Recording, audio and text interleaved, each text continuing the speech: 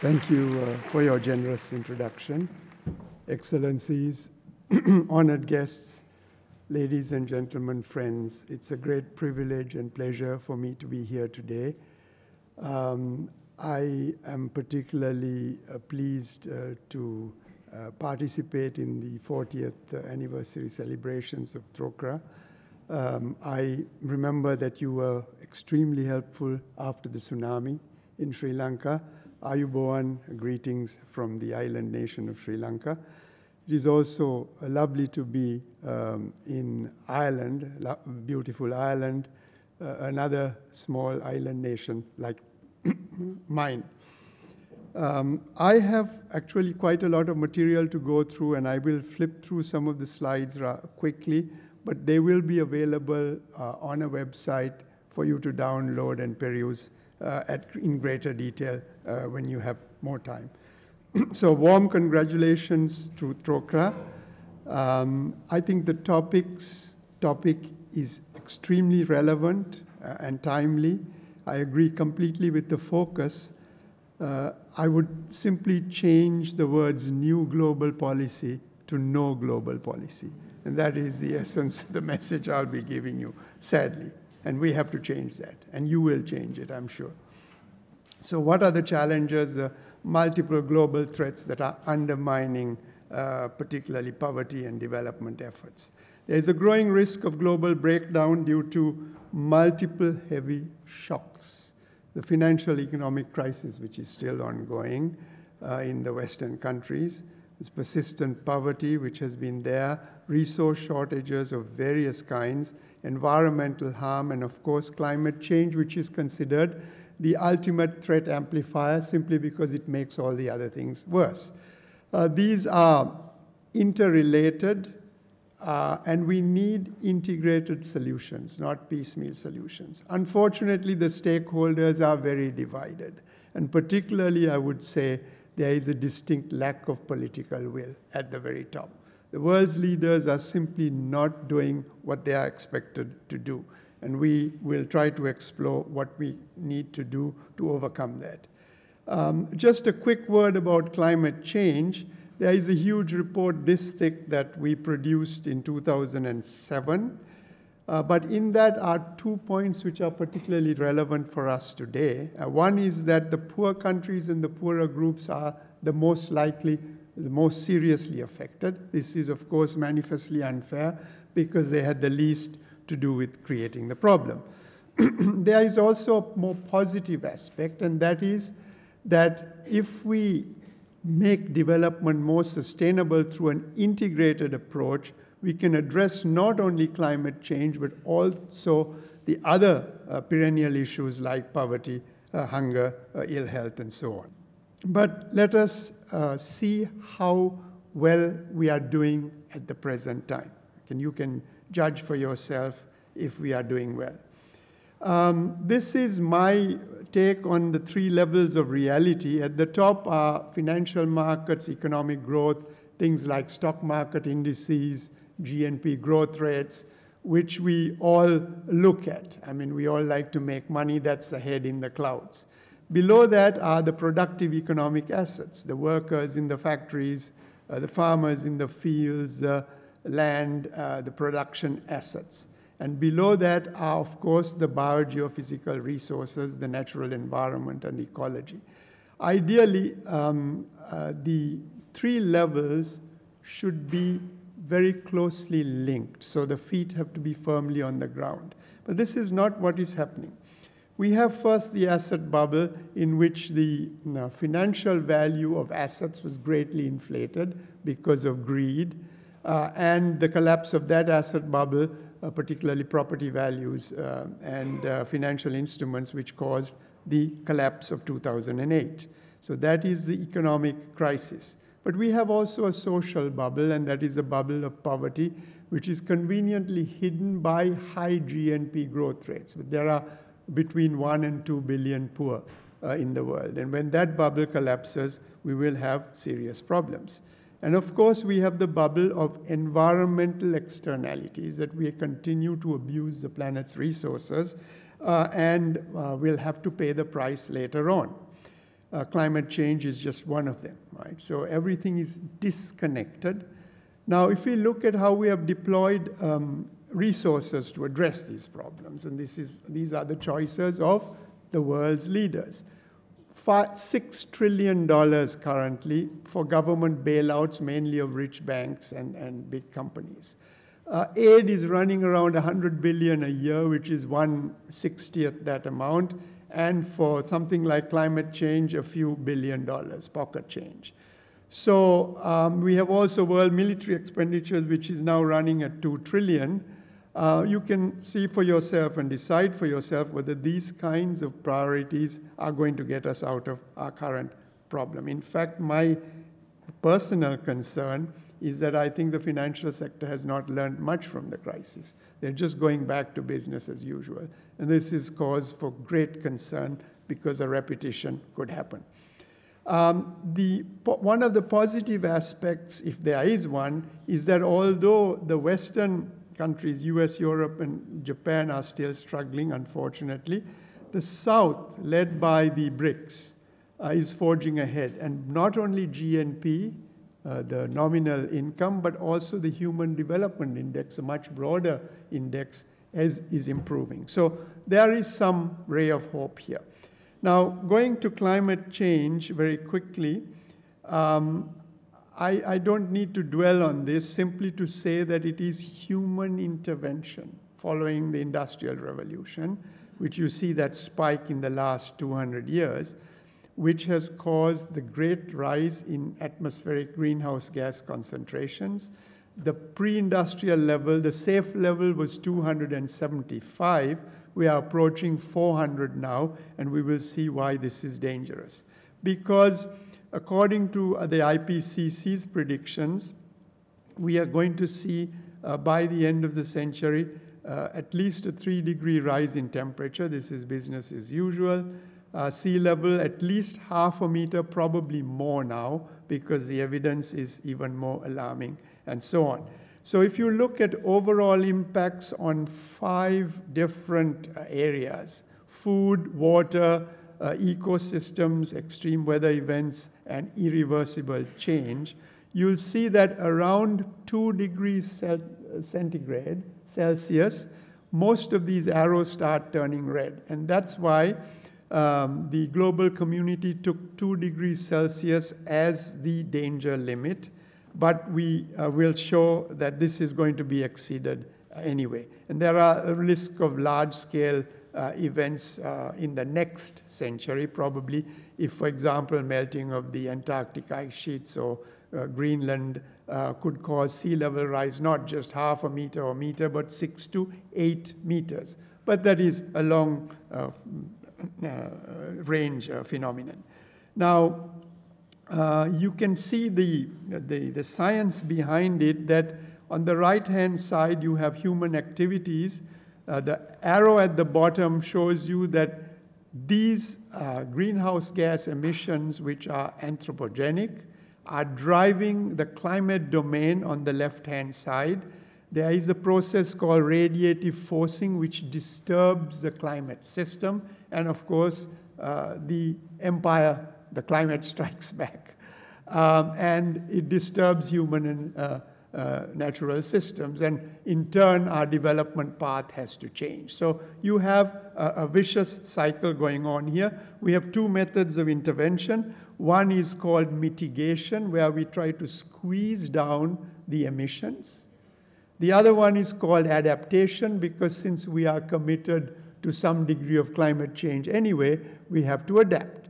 For example, if the sea level goes up, you try to build a wall to keep it out, like for example, the Dutch have been doing for many years. So these are the methods of adjusting. But the best, as I mentioned at the beginning, is if we can integrate adaptation and mitigation into a development strategy. And this is called bending the curve of development, so that we address all the problems at the same time. Incidentally, we know what to do with adaptation. We know how to protect the most vulnerable people, the poor, the children, and the elderly. the most vulnerable regions, small islands like the Maldives, the Arctic, the Asian megadeltas, certain sectors and ecosystems like coral reefs, water resources, human health, and so on. But unfortunately, very little is being done to do this, to address these problems, although we know what to do at relatively low cost. At the same time, on the mitigation side, we have global emissions must peak and decline within that period of 2015 to 2020 if we are to keep to the danger limit of 2 degrees Celsius. But that is not happening. What has in fact happened, if you look at the agreements on mitigation, we started with a perfectly good climate change convention in 1992. I helped to draft it. The Kyoto Protocol was a weak treaty.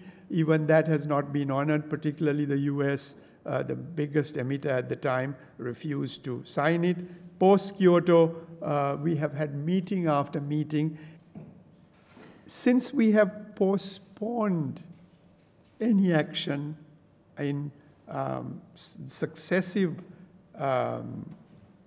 meetings of governments, we are now facing a 3 to 4 degree temperature rise by 2100, which is very serious. It's going to cause serious problems, particularly for the poor. And the tragedy of it is that we do know immediate measures which are relatively affordable, particularly in energy and in land use, which can reduce greenhouse gas emissions very substantially. So I'm also into scenario analysis. One of the scenarios, not necessarily a certain scenario, but a possible one, is called barbarization, where you have particularly market forces without ethical and moral values driving these existing problems of poverty, inequity, environment, social polarization, and climate change, leading to what we call a chaotic situation or fortress world. Fortress world is a situation where the rich live in protected enclaves, the poor live outside and die outside. So that is actually happening on a smaller scale in many countries now. It is not a direction that we would like to encourage. Now, let me talk very briefly, because I don't want to leave you with just a gloomy agenda, just an outline of what we could do in the post-2015 agenda to address some of these problems, and a framework called Sustainomics, which I've developed, which will try to ease our situation. There are 2 mandates for the post-2015 process. One was defined at the MDG summit in 2010. The other one, the agreements at the Rio +20 conference just last year. Member states are supposed to drive this, but also the UN Secretary General's office. Now, I mean, I don't want to be too gloomy in the sense that the glass is half full.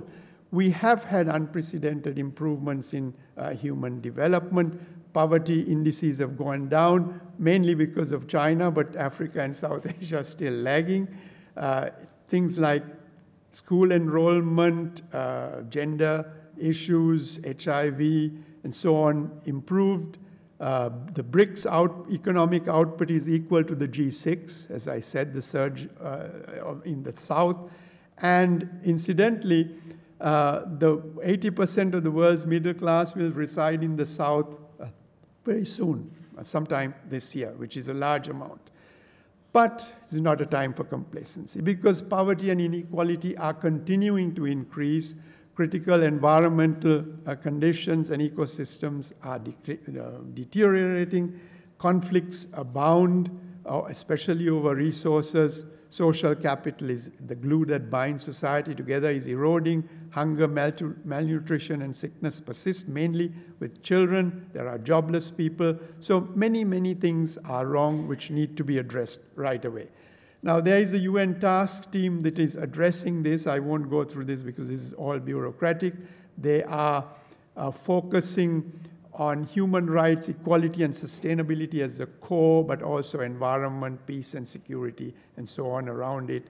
and they are trying to follow an MDG format. There are three main processes: national consultations within countries, thematic consultations along themes like energy, water, and so on, and global outreach through the web, and so on. So these are all going on.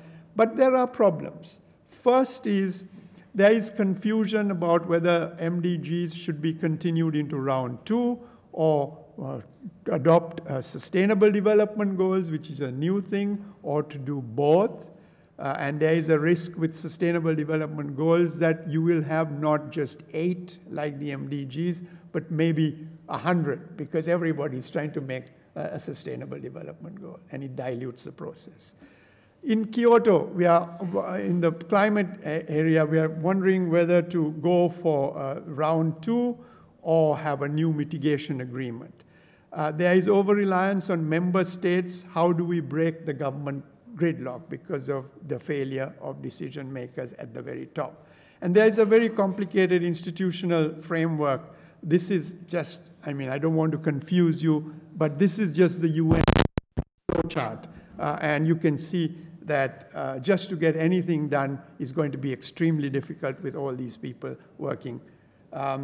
But there are some interesting conclusions going on at the present time. I won't go through the list, just to highlight a few. The validity of the original MDG areas has been actually confirmed.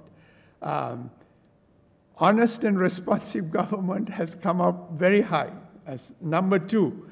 There is a preference for universal solutions, not just the developing country agenda. So this should apply to all countries, and it should be holistic.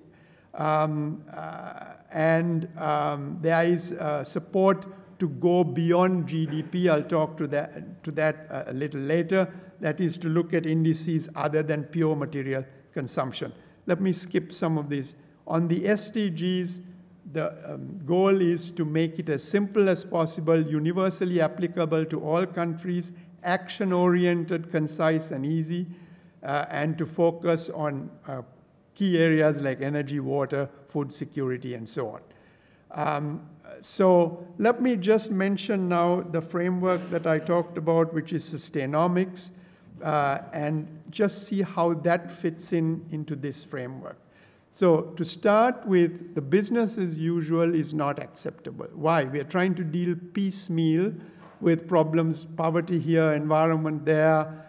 We have myopic market forces which are not restrained in any way, and governments trying to deal with this alone cannot, because they are increasingly less and less capable to resolve these problems. So we need to go to a transition, to look at the drivers of these problems, which have to do with consumption, production and technology, population, and governance. I will address the consumption and production in the afternoon session in one of the breakout groups. But we need to make development more sustainable through systematic reform of market forces. We have to be much more proactive where business and civil society, that's you and I, have to step up. It's not sufficient to criticize governments. We have to actually push them to do the right thing, to work in cooperation with them, not against them. So this is extremely important to develop this integrated strategy. There are some core concepts involved in this framework. One is making development more sustainable, which is a call for empowerment and action, which basically says that we don't waste time defining sustainable development. We all know simple steps that you and I can take. When we leave the room, we switch off the light. We can plant a tree. We can eat less meat. So step by step, as this picture shows, the peak of sustainable development is a bit mysterious. It's covered with clouds, but we just climb step by step uphill. And we know the things we need to do today. There is no reason to delay. The second concept is the Sustainable Development Triangle, which you all know. But this is something I presented in 1992 at the Rio Earth Summit. At that time, it was not that well accepted. what is important here is that almost any topic, even poverty or inequality, can be analyzed in terms of the three dimensions. You certainly need more income, economic side, if you're poor. But you also need the social side, as we have seen in the previous drama. Empowerment and inclusion are important. And of course, you need the environment, because we are destroying our natural resource base. What's important is not that one or the other of these has dominance. It's simply that there is a balance. And each community and each country can decide where the balance lies. But we need to keep that equilibrium. And just a quick word about the green economy. My concern of the green economy is that if it is very narrowly defined, it could push out the social side, particularly the poverty. So we should always talk about an inclusive green economy, just to remind ourselves that people also come first in this equation. And we have the three types of capital: the economic capital, the natural capital, and the social capital, which is, and I think Trócaire has a key role in building these. The social capital actually is the one that is greatly neglected through conflicts, and other things. We are destroying the value systems and the glue that binds societies together, and this is a very great danger because it is not clearly recognized. The third important principle has to do with transcending the boundaries in our own minds. We need to look for sustainable values, ethical values. We need to look at things in a transdisciplinary framework, not in terms of medicine or law or engineering, but all of them. We need to think of long time spans.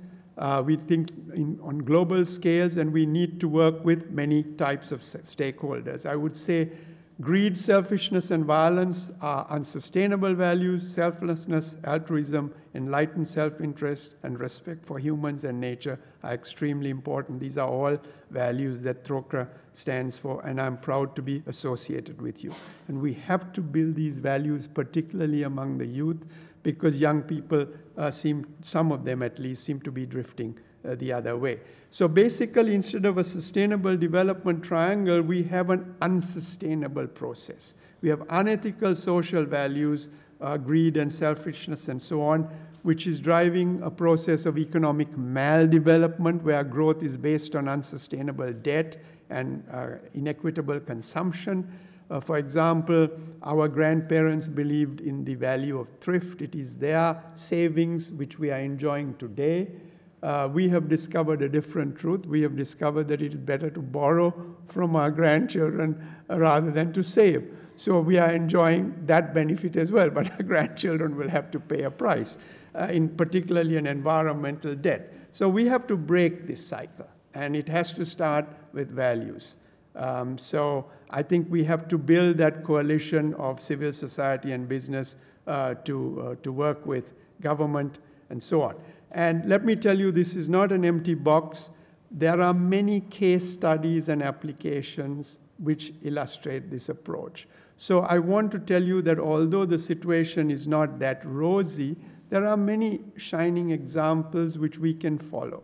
And Trócaire has, I think, many of them to also demonstrate. But let me just give you one quick example and end with that. The question of climate change and the metaphor it supplies. Because basically, in terms of climate justice, most developing countries feel that it is very unfair, that they should be asked to mitigate when they didn't create the problem. So the first responsibility or the priority of developing countries should be to protect their poor. If they are going to face a 3-degree increase in temperature, vulnerability has to be reduced. I mean, eventually, as they become richer, they also have a mitigation responsibility. But the first priority for them is adaptation. For the richer countries on the left-hand side who are emitting at a greater rate on a per capita basis, mitigation leadership should be shown. This is recognized in the Climate Convention. Unfortunately, not demonstrated on the global scene, as I mentioned to you before. But of course, the most successful policies where both adaptation and mitigation are folded into the development process, as we show here. You have on the vertical axis per capita greenhouse gas emissions, on the horizontal axis the development level GNP per capita. Now, if you're a poor country, you have low emissions, low GNP, that is point A. If you're a rich country, you have high emissions above the safe limit, but also you're rich. And many countries are in the middle. Now, this is a framework that I recommended to the Danish Prime Minister's office in time for the Copenhagen meeting of climate summit 3 years ago. It was never adopted, but nevertheless, I think it's very valid. The first step, as we recognize in Kyoto and so on, is for the rich to transform and decarbonize. That is, they have to reduce their emission levels. This can be done without giving up the good life. This is the reason why that arrow keeps going forward. And we have the technologies and the policies to do it at relatively little cost, but it is not being done. We also need a safety net for the poorest and the most vulnerable. If the Maldives goes underwater in 30 years' time, where are the citizens of that country going to go? Okay? Who is responsible? But there is another aspect to this. Where are the countries that are growing supposed to go? If they follow the same profligate curve of the Western countries, we have not enough resources on the planet, not just the climate, but also minerals, metals, water, energy, and so on. So they have to find the tunnel. Notice that they also continue to develop. You don't give up development because that is a right to bring people out of poverty. And I can tell you, I'm working, for example, with China and with Brazil. There is a very serious intent to find this new path. And we must do everything possible with technology cooperation and support to bring this about. And we need to integrate these at the national level, and we have the methods and the models. Let me assure you, as a macroeconomic modeler, we can what we call mainstream, that is, integrate all these sustainability policies into agriculture, into energy, into industry, transport, and so on. Can be done. It is simply that many decision makers, ministers, and others try to do in a traditional way, do not accept the new approaches. But we have the methods and the models to do that. And let me just finish with a few minutes just to tell you about sustainable consumers and producers and introduce that topic, which I will deal with at greater length in the breakout session. So the vision is for a sort of a 21st century global eco-civilization where we are not obsessed only with material consumption, but with the spiritual and other aspects which lead to happiness. In fact, last month I was in the Kingdom of Bhutan, invited by the king to develop this index of gross national happiness. We need 5 to 10 years work to do it, but it's going to be a jolly sight better than GNP in guiding our future decisions. That's all I can say about that. But the vision is socially to meet the basic needs of all human beings, especially the poor and the vulnerable, to ensure peace, harmony, social justice, and security in the broadest sense, not just military security. Environment, we have to respect nature, but also reduce humanity's global resource use to less than what one planet can produce. And on the economic side, we can build a prosperous economy, but it has to be resource efficient and respect critical environmental and social constraints. So basically, currently we are using 1.5 times the planet Earth, not 1. And it's increasing, not going down.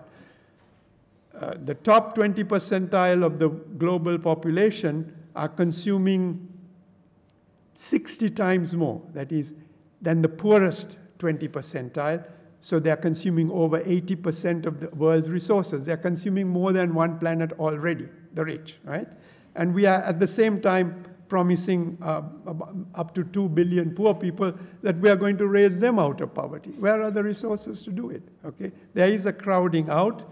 So we have to find that tunnel, as I told you, the flatter path, and basically the poor family have to be raised out of poverty, but on a more sustainable path. The affluent family can, in fact, maintain their quality of life without using so much resources. I know it's a tough ask because the Western countries are in recession, but one point you can make is a lot of people have cut back on their energy bills and water bills and postponing some purchase that they were going to make. Now, the question they have to ask is, when the good times come again, are we going to jump back to our old pattern of consumption? Or, since we manage to maintain a good quality of life, can we be a little more resource efficient and thrifty? Those are the kinds of challenging questions we have to ask people. So the consumption of the rich should not be crowding out the development prospects of the poor, and this is where the Millennium Consumption Goals that I have proposed come into play. I won't dwell on this, just to say that there are two, and I'll explain them in the afternoon. One is we have to address the underconsumption of the poor by ensuring basic human needs for every person on the planet: food, water, energy, health, and so on. But we also have to address unsustainable consumption of the rich, and that can be done, in fact, by improving food, diet, health, and lifestyles. People can consume less, but also be healthier and happier. That is an important message. And these Millennium Consumption Goals are one brick in a bigger edifice of sustainable development. Let me just give you one point on hunger. You see, 1 in every 7 persons is hungry at the moment, but the report of the UN Special Rapporteur says overweight and obesity cause even more deaths worldwide than does underweight. This is a very telling statistic, okay? I can also tell you that I have launched something called Susteno Musica, which was at Rio +20, where a bunch of musicians got together and said, instead of just relying on this kind of lecturing, which appeals to the head, but is only reaching 0.001% of the population, why not appeal to the heart, use music, reach young people? So I'm going to stop there and simply say that we've covered these 4 topics: the challenges, the post-2015 agenda, some practical tools, and something about sustainable consumption and production. I end with a hopeful final message that although the problems are severe, we know enough to make a start now and do it. And we can work together to build the new sustainable development models of the 21st century, and I hope Trócaire will be at the forefront of that thing. I end with one quote from Sri Lanka. It says, "May the rains come in time, environment, may the harvest be bountiful and economic, may the people be happy and contented, may the king be righteous," that is social. So many hundreds of years ago, they knew about the sustainable development triangle. We're just trying to recreate the wheel today. Thank you very much indeed.